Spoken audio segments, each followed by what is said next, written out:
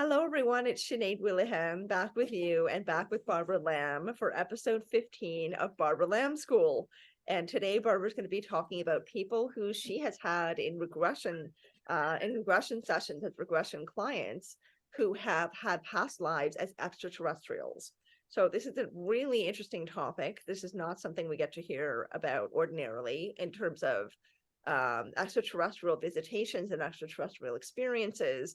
I think what we're normally hearing in the mainstream, correct me if I'm wrong, Barbara, is, the usual stories of people seeing a UFO or having an ET show up in some way while they're awake or in their bedroom. These sort of not normal, but commonly heard stories. You don't really hear about people who say that they've been extraterrestrial in a past life. That's definitely not something I'm more familiar with. So this is an interesting topic. So please take it away and start with whatever story you'd like to share with us first. Okay. Well, this material comes from hypnotic regressions that I have done with people, a whole variety of people who've come to me. And in other words, it's not something that they remember consciously in their regular life, but they have found this out in doing a regression or two.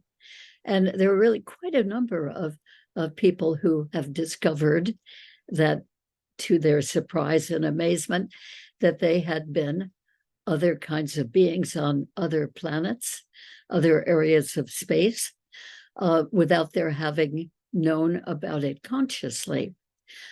So out of the many people I have regressed to that sort of experience, there are a few that I'm going to mention that really kind of stand out in my memory. And the first one was a woman I was regressing for the purposes of doing a past life regression. And this was in the late 1980s. It was before I even began to know about or to regress people to extraterrestrial experiences. So, to my surprise, this woman wanted to know in the regression what was going on with these three little white beings who would frequently show up in her room, especially at night. Now, I had not been aware of that sort of thing before, but I was quite intrigued that these little white beings, 2 arms, 2 legs, big heads, little bodies, were showing up in her room. And I could certainly appreciate why she'd want to know more about that. I mean, who were they and what were they wanting? So anyway, we did a regression to that, to the reason for the little white being showing up in her room. And to my great amazement, what came out in the regression is that she, a long time ago, was on a different planet. It was a planet that was mostly energy, and she was mostly energy. She was, she described herself as being a big ball of light. And as that ball of light, she was very, very conscious, very aware, very intelligent. And she would just sort of bounce around, float around. And all the other beings where she were balls of light also. So she was like being pure energy and yet conscious. So when her energy would tend to be sort of tapering down, fading, she would just sort of float herself over to a room or a building that she described looking like a temple. It had sort of purple light in it, and it had columns like Greek temples that we see. And she would go in between the columns and go into this temple, which had nothing in it except pure, vibrant energy. And just simply being in that temple, she called it, of energy, she would feel herself expanding and enlarging into her full rounded circular ball shape. Oh my And God. she would feel really wonderful. And she would then float out of that temple and go on about her life. That So sounds like the best. It's eventually, the other balls of light were telling her that she needed to have a very different experience. She needed to go to another planet.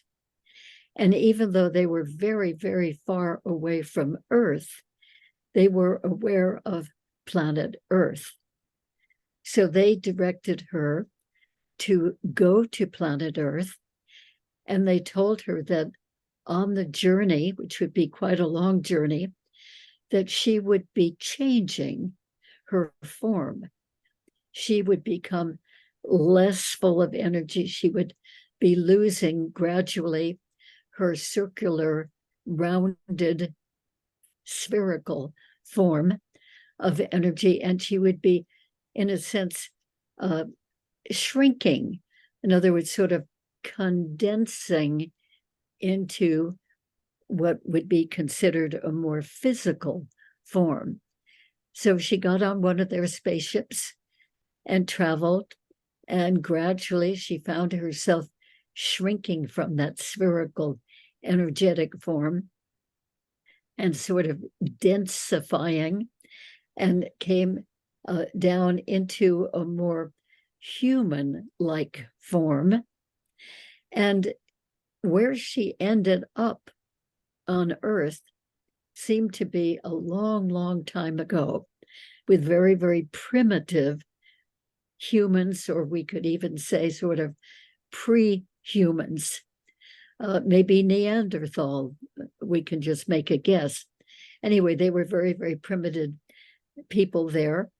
And she lived among them. And the way she described it was really incredible, very familiar to us, what we experience. But, she was this shrunken, comparatively shrunken, very dense form that had arms and legs, which she was not used to, and living among these very, very primitive people. And we don't know if in that lifetime she ever got back to her own form and her own planet. It seemed like once she got here onto Earth that she was kind of stuck here from then on. So probably all of the past lives that she's had between that one and the current one were on Earth as a human. So that was the first time that I was even introduced to this idea, although by that time I had been doing several years of past life regressions with people, so I was very familiar with past lives. But this was the first time that I had been aware, wow, some of us, at least she, had been a very, very different type of being who had changed once she came to Earth to visit and to become a more dense physical human being. So that was a very exciting beginning with that theme in my work. And Barbara, you, I've got to ask you a couple of questions before you move on, because that is really okay. fascinating. Like, I'm fascinated by that description of her being on another planet, and especially because you're saying this is completely subconscious. She had no conscious memory of this at all. This No. whole came out under regression. And so it was a first for her, it's a first for you. What was your experience of that like? I mean, considering this is the first time you'd ever heard anything like this, what was going through your mind? What kind of notes were you taking? Like, how did this affect you, this first experience? Well, it was actually very inspiring to me to think that there were, or maybe still are, beings that that are just pure consciousness and energy, Mhm. and that they didn't have to eat like we do, eat or drink anything. They could just be refurbished, re-energized by floating into that beautiful temple full of energy. It was an energy source that kept them all going. So I found that to be a very intriguing idea, very inspiring, and found myself thinking more and more about space and different kinds of beings that might be out there. So that was a help. And there was another one I'm going to mention now, too. Back in the 1980s, before I got into extraterrestrial work. And that was from a woman who I had just done regular counseling with for a few years. And there was a theme that was running through her life, a theme of her feeling anger. She felt anger about the least little trivial things and about important things. And it was just running through all of her experiences and all of her relationships. And so we were really starting to take a look at this. What is that anger all about? We did a lot of regular therapy. And then at some point, I suggested that we do a past life regression to see if there was anything from previous times that might be influencing this theme of anger that is running through this life.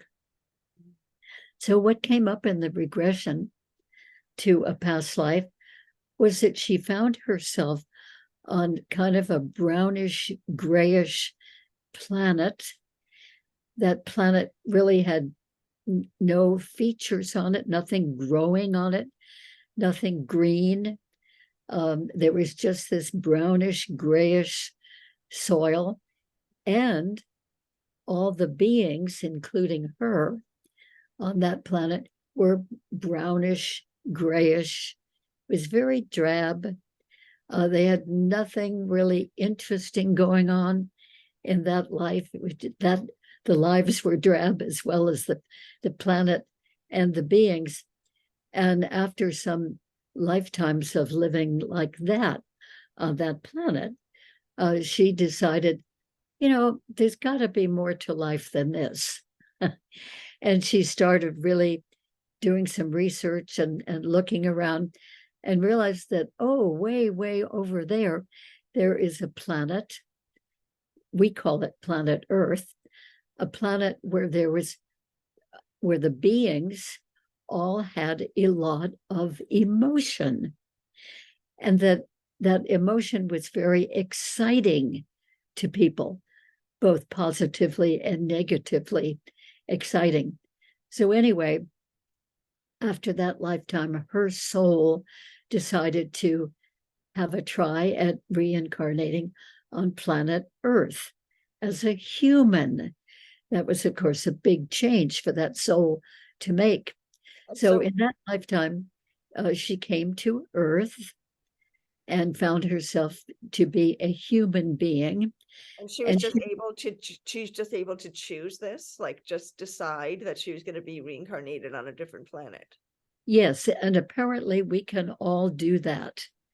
And I have had many people come to me who are, of course, humans now in this lifetime who had made that choice to be a human, having been another type of being on another planet.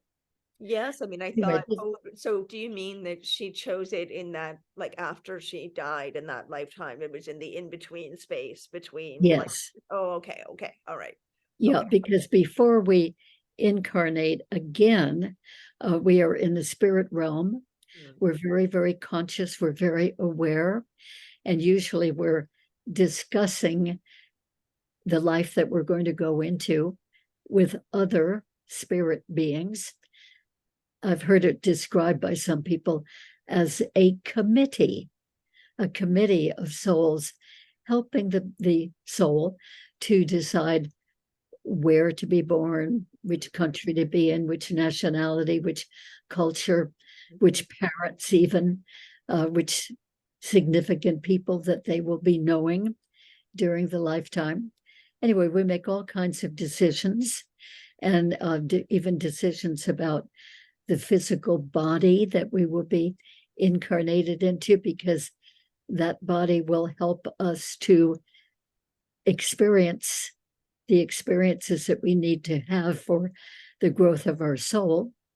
So anyway, it's a very conscious stage. So this being also, having been a very drab, gray-brown extraterrestrial being, decided to be incarnated as a human on planet Earth. And she ended up being a human female in the Middle Eastern part of our world. And it turned out that she was a very, very beautiful human young woman, so much so that when emissaries from the Sultan in that country, the Sultan would come to her, they saw her beauty, they heard of her beauty, they witnessed it, and they took her away with them. And by the way, this was in that culture considered a great honor, that she was being taken away to be one of the wives of the Sultan. So that's what happened to her. And she was a young woman. She was very beautiful. She was the wife of the Sultan. And what she experienced was that the other wives, there were quite a number of them, who were all very beautiful and young, the other wives were very envious of her, because she soon became the favorite of the Sultan. So they were doing all kinds of mean things to her, saying nasty things to her, spreading rumors about her to ruin her preference with the Sultan. But he kept on preferring her anyway. And there was so much jealousy, so much envy, that eventually, she was really just riddled with the anger of these women, and began to feel really angry herself. Now, this was the first time, of course, that being, that soul, had experienced anything like anger. And eventually, the other wives got together and they killed her with a knife, in a very torturous way. And that flamed up her anger even more. Yeah, no kidding. Which got carried over from that lifetime long ago through lifetime after lifetime after lifetime, and into this lifetime, even without her knowing what that was all about, or where that had come from. So I thought that was a very interesting example of an extraterrestrial eventually becoming a human. Yes. Wow. And then another regression happened before I was doing any extraterrestrial work. So you see, these were totally surprises to me. Wow. Anyway, this young woman did a regression, and she was an extraterrestrial being traveling to Earth with a male extraterrestrial. She was female in that life, and they came together in a very small spaceship, and they landed on planet Earth. And they got out of the craft. They were in kind of an open field, and they wanted to explore around. They didn't know what to expect. They wandered around and they found a bridge going over a river, a fast moving river. And on the other side of the river, there was a town. And they waited until darkness, because they could see that they were looking different than the people in the town, and didn't want to be observed. They didn't know what to expect. And anyway, they wandered around and explored the area. And then they wanted to get back to their own spaceship. And with the darkness of night and the distance that they had walked, they couldn't find the bridge that went over that river to get back to their craft. And they wandered and realized that they were not having anything that was edible to them that they could find. And basically, it ended up that they were stuck here. They never did get back to their own ship or to their own planet. They died here. Wow. So that was another surprise to me. And then there was a woman who came in for regression with the main question, am I a starseed? Okay. She sensed that she had connections with other beings out there in space, and she knew that she had somewhat of a different perspective on things than most of the other humans here. She was fully human. And so we went to a lifetime in asking that question, is she a starseed? Had she come somehow from somewhere else at some point? And what came up was that she was in a lifetime as a male being, and the male being was very, very strong. He had a lot of presence, a lot of leadership qualities, and his legs were fused together. In other words, instead of legs, he had more what we would consider a tail, a fish tail, like a merman type of being. And he was living in an underground city. And he was actually the leader, a benevolent leader of the other inhabitants who also were structured like him, more of a human type of upper body, but this sort of merman tail in the lower body.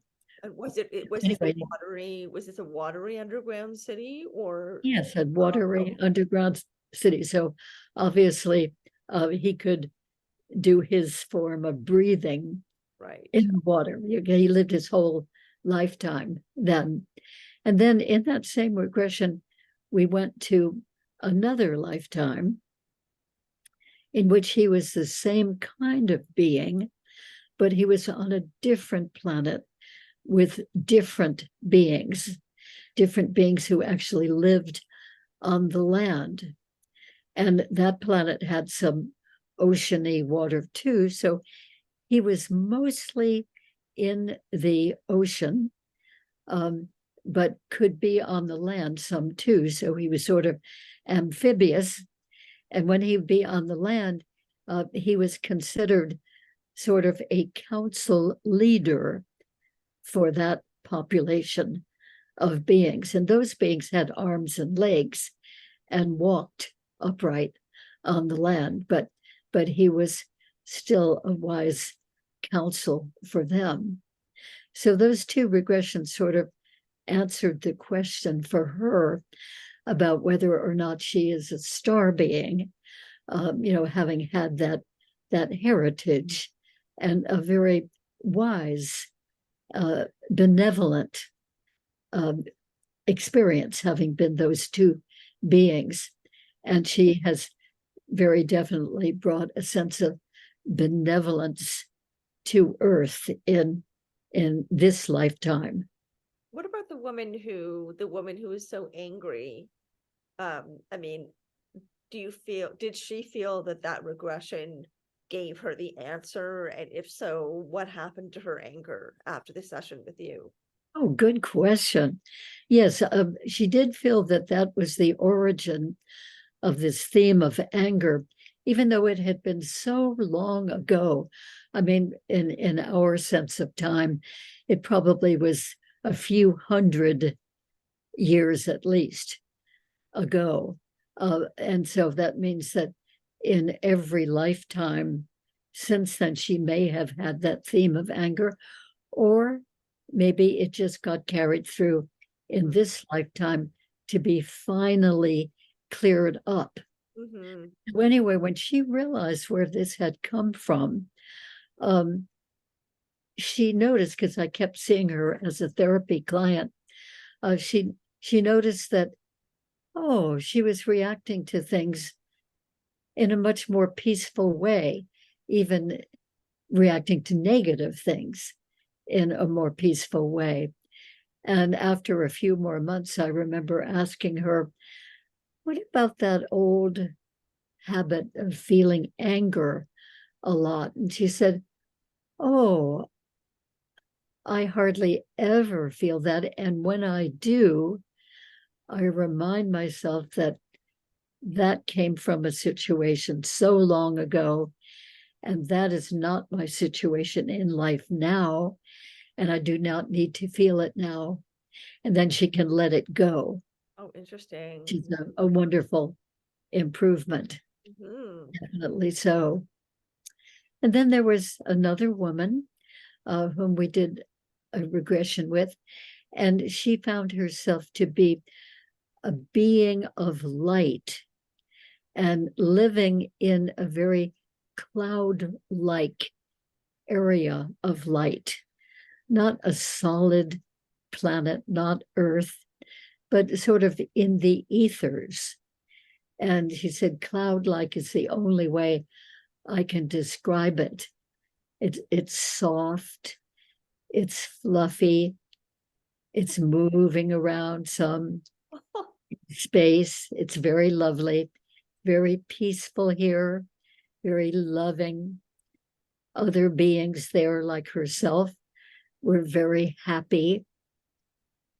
And she realized after experiencing that for a while in the regression, probably went on for 40, 45 minutes or so of experiencing it in the regression.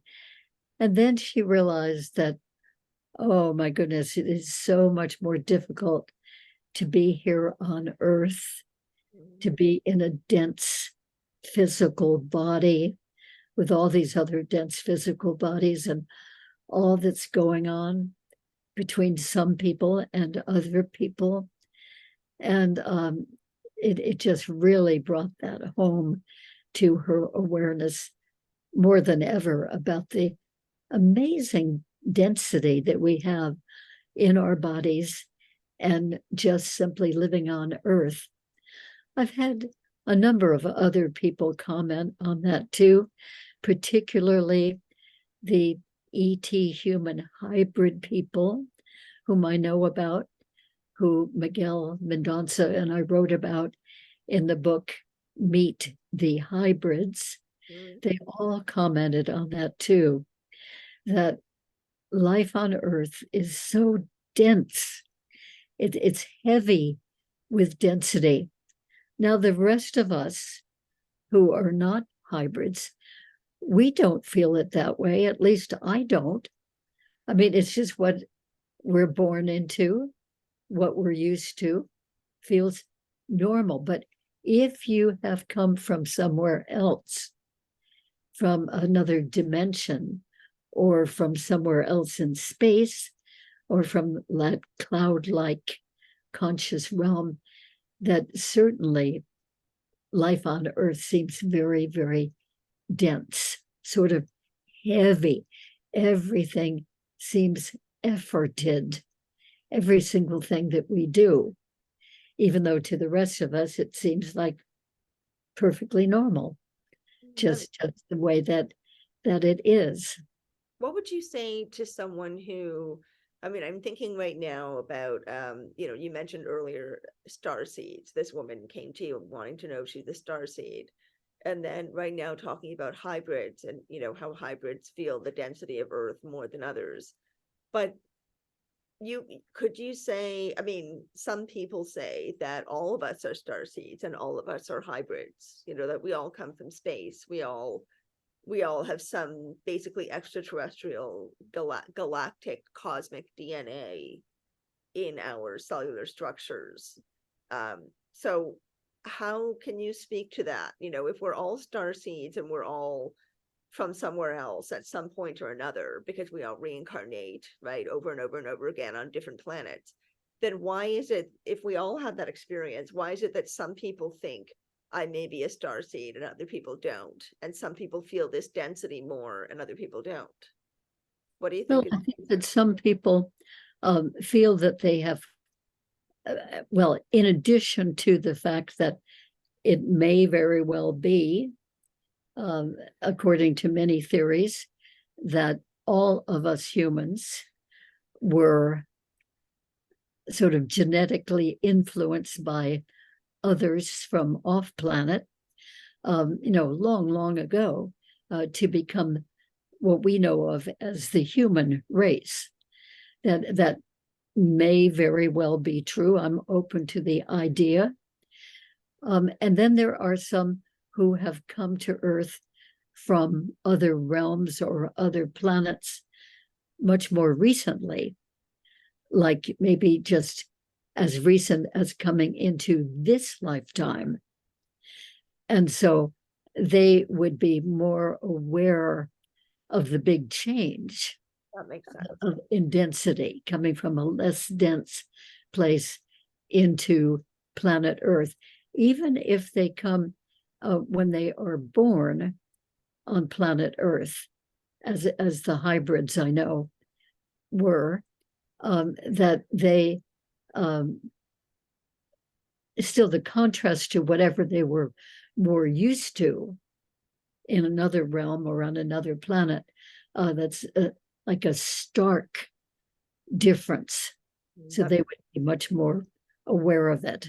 Yeah, that And makes usually when these people talk about it, about, oh, how dense they feel the earth, usually, I think, other people, regular people, have no idea what they're talking about because we are all so used to it. Now, I will add that, you see, after we die and we leave the physical body behind, we have that total freedom of movement, from what I've heard from reports from the other side. We have total freedom of movement, and wherever we want to be, we don't have to travel there like we do in the physical, because we're not in the physical in that realm. We're very, very conscious. We're very aware. We're aware of other consciousnesses too. But when we want to be at a certain place, we just think of that location and instantly we're there. And then we think about another place and instantly we're there.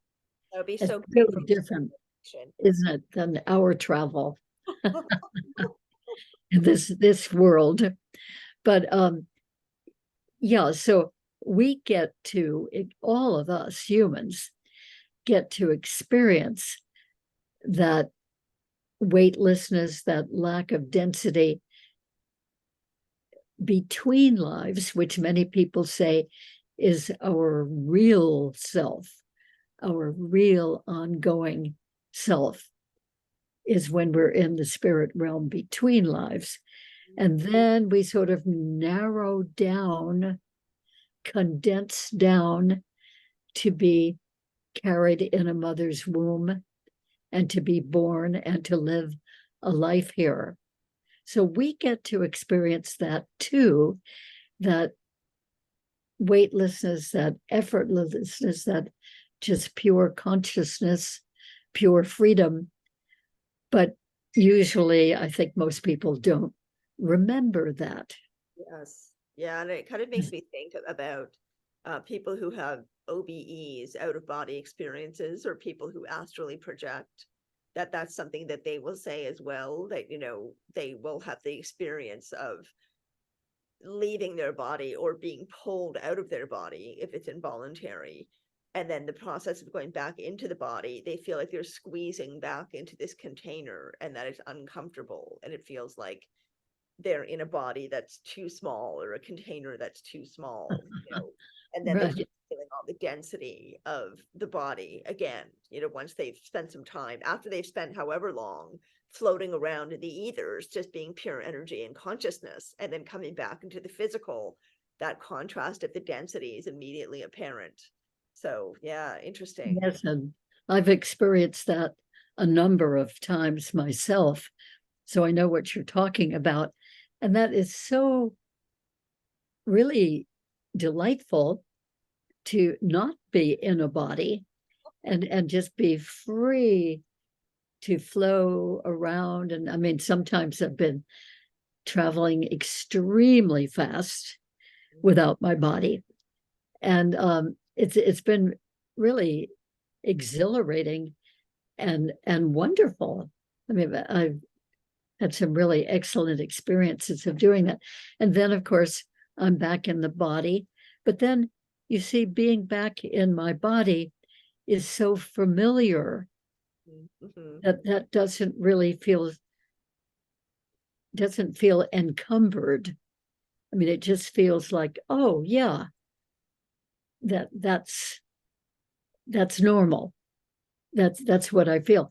And yet I'm very, very glad that I've had that contrasting experience of being out of the body and flying around over great distances, even on some occasions, some on closer destinations. But yeah, with that total feeling of freedom, no encumbrances of anything, no effort.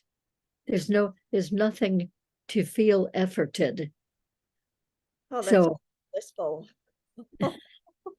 yes. Oh, I'm extremely grateful that I've had several of those Mhm. experiences to know what that's like. So you can imagine that a person coming from the spirit realm between lives, it's a big deal to choose to be born, to live a life here, to come in as a little embryo and and fetus and get born and live life here. But we do get used to it, don't we? We Yeah, do yeah. adapt to it, and we think it's perfectly normal, and it is normal for this particular realm. It's just that more and more I'm aware that there are many other realms that are not dense and physical like this one, and they're just as real. They're just not dense and physical. Mm, So anyway, I'd like to continue on with this whole theme that please, we're talking about today. please do. There was another woman I regressed, probably about 10 different times. And we started out with a past life she'd had a long time ago as an extraterrestrial being, very intelligent, but not a whole lot of consciousness.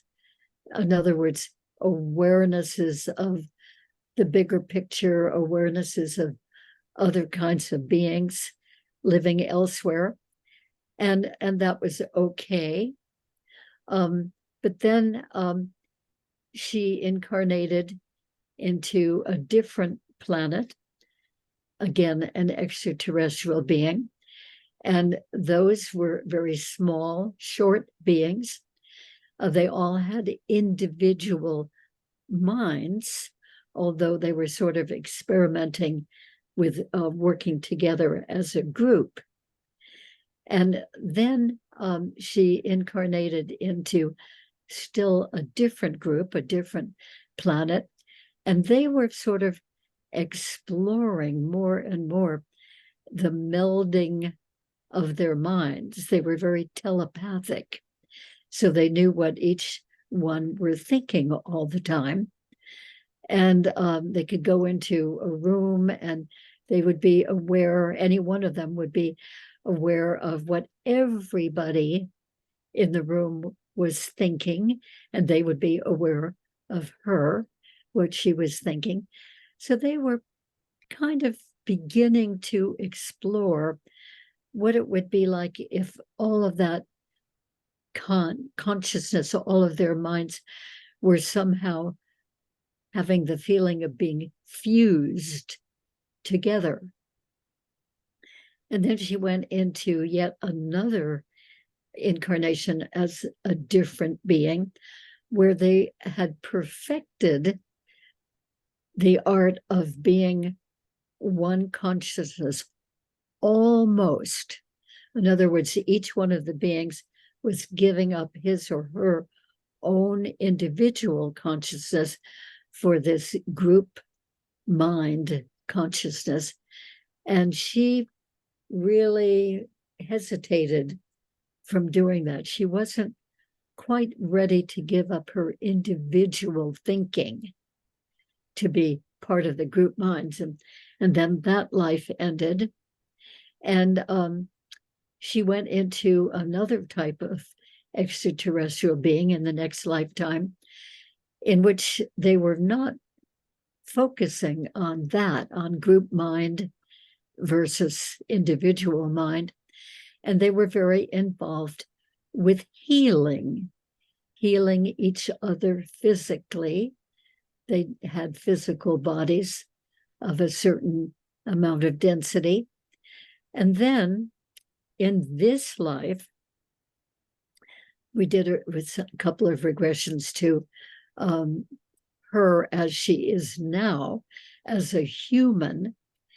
And in one of those lives, or one of those regressions in this life to earlier in this life, she went into being a human amongst extraterrestrial beings and what seemed like a craft, a UFO, and they were doing healing work. She found herself among these other kinds of beings, and yet she was human, and they were healing an abducted man who had been taken to that UFO. And he was lying on a table, and she was learning the healing method from these beings.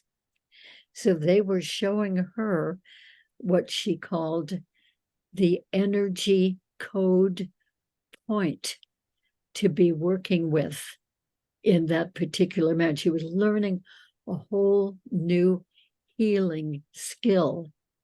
So, and she's human at this point, right? She herself is human. She's a human being in this She life. was a human.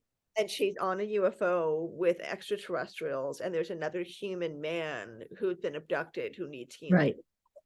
Okay. And she as the human female was being taught by the other beings, the extraterrestrial beings, how to heal somebody through what they called the energy code point. Now, it just happened that this woman who had been rising up the corporate manager ladder, doing very, very well in her career in management, really good salary, great future, wonderful benefits, terrific retirement, all of those advantages. And yet she felt a very strong compulsion to go into healing. And by the time I had met her, she had already quit that wonderful, lucrative job, ended that career, and was already studying healing here on Earth. There was a wonderful teacher of healing back in New York, Barbara Brennan. And she had by the time I met her, she was already flying back there once a month for a few days of training with that wonderful healing, and was experimenting with healing now. In fact, she had already not only given up her corporate job, but had opened up a small studio in Southern California, and was already practicing her healing skills that she was learning. So she was learning them consciously by choice from Barbara Brennan. And she probably was using the skills she thought that she had been taught during her experiences that she had not consciously remembered until we did the regression, that she had learned on the spaceship from the other beings. Wow. And that woman, I regressed her back in the 1990s. She still is doing a wonderful healing practice and probably learning more and more all the time, maybe still having experiences of being taught by the extraterrestrial beings. So I think that is very, very exciting. And so then there was a man who was a gray being, and he came to Earth. He came here in order to experience feeling love from human beings. The planet that he came from and the form that he came from, being a gray being, they did not experience feeling love, but they had been aware of it, that on planet Earth there were people, beings who did experience love. They experienced a lot of other things too, but among them, one of the main features was that they were capable of feeling love. So he came here, and he ended up in sort of a Neanderthal society. So this was a long time ago, obviously. And even though they were very primitive, early humans, they still had a sense of love, loyalty, compassion, caring. And he got to experience, by being one of them, to experience that pure natural love that these early people had for each other. And then in more recent times, he came from being a Nordic being, came to Earth to look more like current humans and look like a very attractive human, in fact, by human standards, and to be able to experience more contemporary love. Now, what is, of course, that being who was a Nordic then is now living as a human being who did that regression. And for that human being, love of many different kinds of love, is a major theme in that person's life. So these are just some examples of people coming here from other planets, other realms, other types, and yet ending up eventually being a human being currently in this lifetime. Wow. I have no idea what their souls will choose from now on after this lifetime. For each of them, I guess that's a very individual choice. But I think it's very fascinating to know that the soul, like our souls, if every one of us has that ability, if we want to choose to be very different life forms when we incarnate. We're not always necessarily going to be a human. We may have a mixture. And I would guess that those of us who have a mixture of being an extraterrestrial in some lifetimes and being a human in other lifetimes, that if we are human now, we would be more likely to be interested in the extraterrestrial beings. So I'm applying that to myself as well, because I have discovered that there have been quite a large number of previous lifetimes going way, way back in time, in which I was a different kind of being, what we would call, from our point of view, an extraterrestrial being. And it has been very interesting to me as a soul to have a number of human lifetimes. I've had many, many past life regressions done on me, being a human in each one, being a different kind of human, Black very, very Black African man one time, a Northwest Canadian fur trapper man another time, an Indian female dancer, a Chinese female one time, Chinese male another time, a young woman in the American prairie when we were just developing the western part of this country, just to name a few, a male geologist on Atlantis way back. Anyway, it just goes on and on because of my regressions I have had done on me. But to realize that we are sometimes so much broader than we have thought. I know that many people are amazed to be introduced to the idea or to discover that they have had other lives on this earth before this one. Not everybody in the world understands that. And I never did understand that until, probably around 1980 or so. And, but it is true. And now the thought of expanding our thinking to realize that we may have, maybe all of us, or maybe some of us have had lives as other types of beings in other parts of the cosmos, on other planets, other cultures, other body types, or even not physical body types. That's a very expanding series of thoughts. Absolutely, it is. Worth pondering.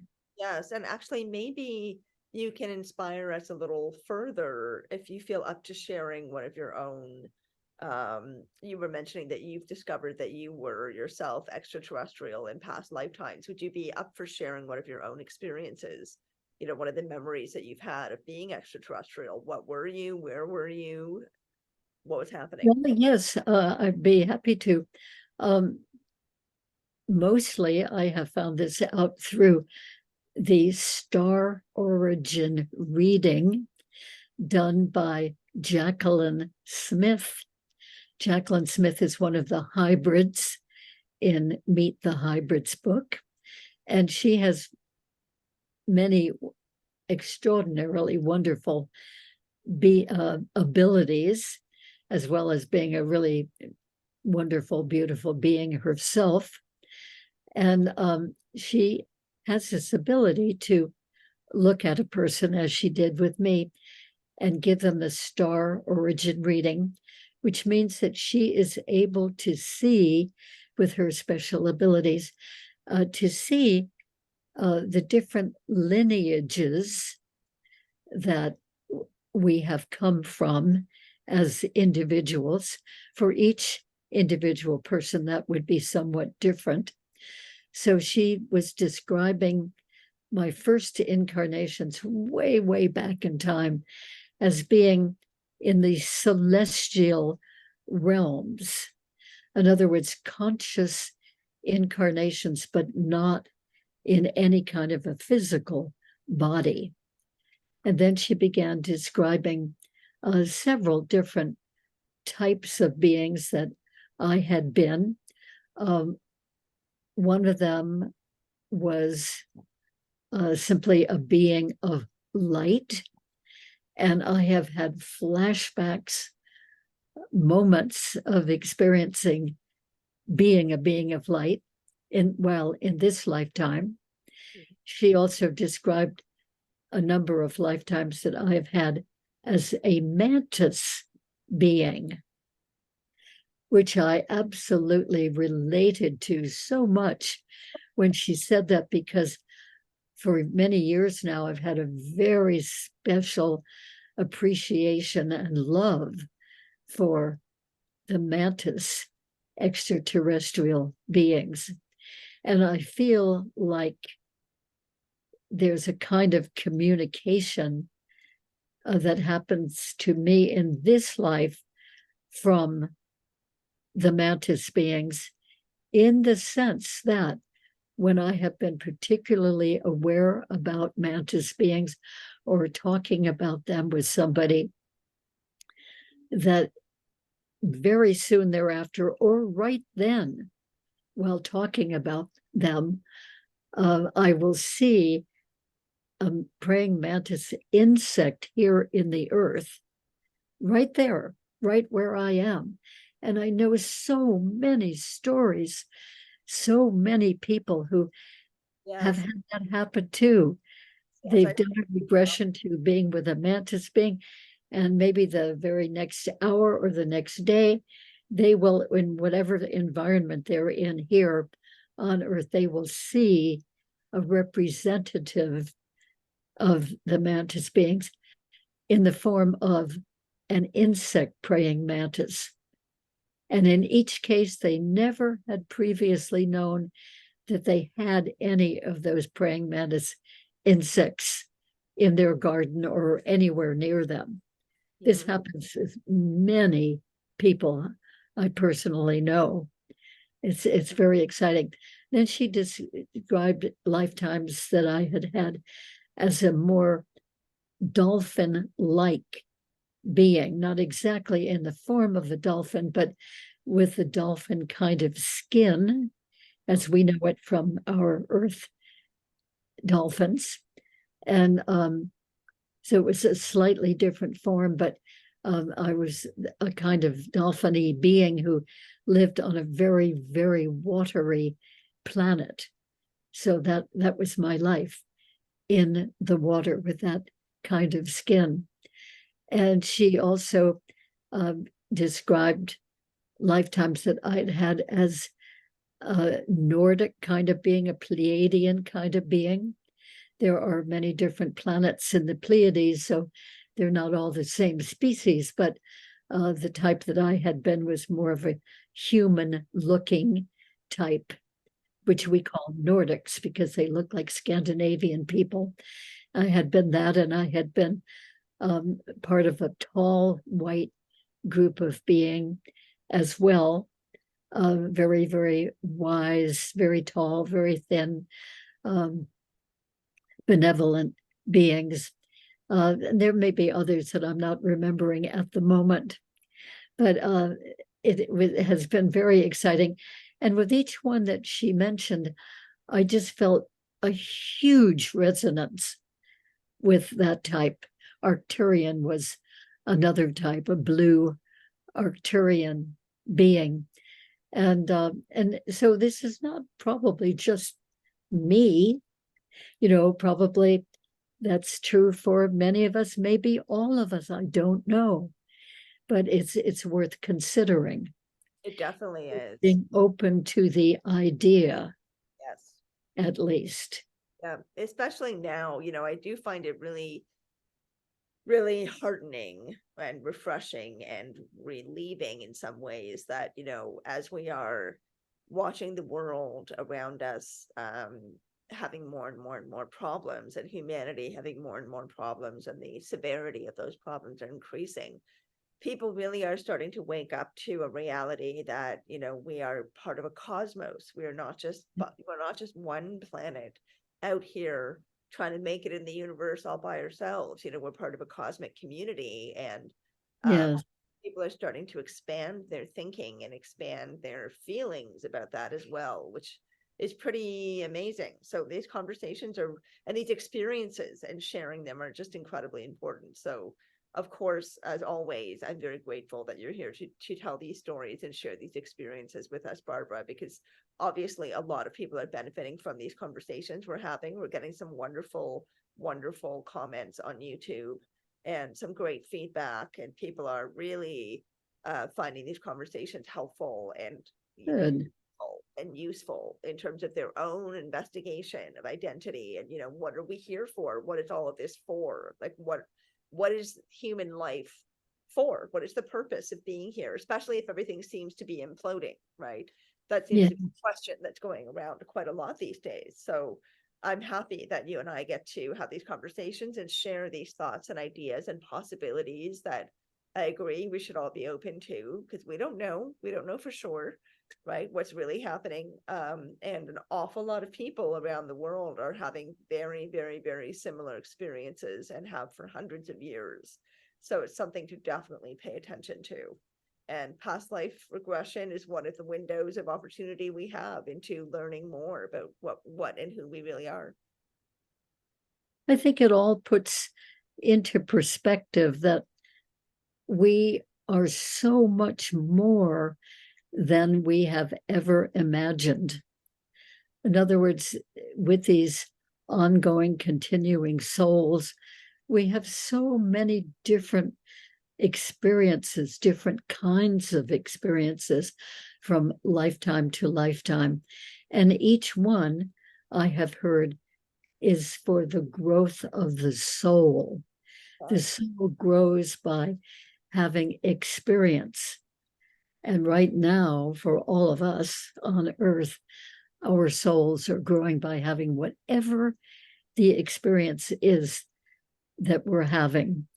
So I'm thinking right now of the people in the Ukraine and in Israel and Palestine in particular, and many other areas of the world where there's so much distress going on.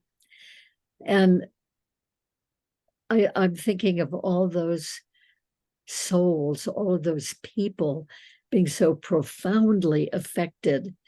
And that is all for the growth of their souls. I mean, I could not begin to think what kind of growth they're having, but apparently it all of the experience we have, the good, the bad, the ugly, is for the growth of the soul. We come here to earth to experience things, Yep. which we do not experience in the spirit realm. So we come into incarnations to experience, and there's such a huge array of things that we can experience, even just being in the human race. And then when you add to it so many different kinds of experiences when we're another kind of being in another part of space. I mean, it's really quite incredible when you think of the opportunities that we all have. Yes, it really one lifetime after another.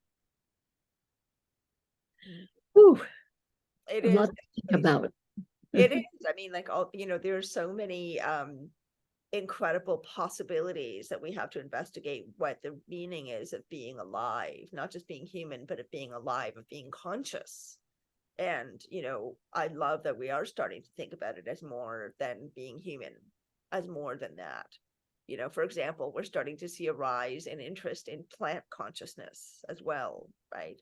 So, I mean, I think we're very slowly, and hopefully not too slowly, catching on to the fact that everything really is energy and really is consciousness. And I am very curious if we will find out any real answers. I suspect that we won't, you know, I suspect that we'll still continue being bombarded with possibilities to sort of tantalize us into thinking about what is possible, because it's the thinking and the expansion of thinking that is most important in our evolution, I think, right? Not to arrive at an answer and then feel like, okay, my work is done now. I have figured it out. Right. Yeah, That's it. Yeah. Right. not gonna No, happen. I think it's wonderful to just keep on being open and learning more, considering more. Mm. be more aware, more conscious. And we are, after all, consciousnesses. That's what we are. And of course, we all at this point in time are living in physical human bodies. But I think it's wonderful to really contemplate that there are many other experiences that we as souls have Yes. and can have and probably will be having. It's not just whatever is going on in our little lives right now. So much more. Oh, so So much much more. more to every one of us. Yes, yes. And speaking of which, we've got another episode to record. We have episode 16 coming up, which is also going to be really interesting. So yeah, let's wrap this one up. Barbara, thank you again for Okay. always giving us new things and interesting things and amazing things to think about. And thank you to everybody for listening and for coming along on Barbara's journey and listening to her stories and her experiences. Please continue sharing these videos and like and subscribe, and we will see you here again soon enough. Thank you, everyone. Right. Thank you.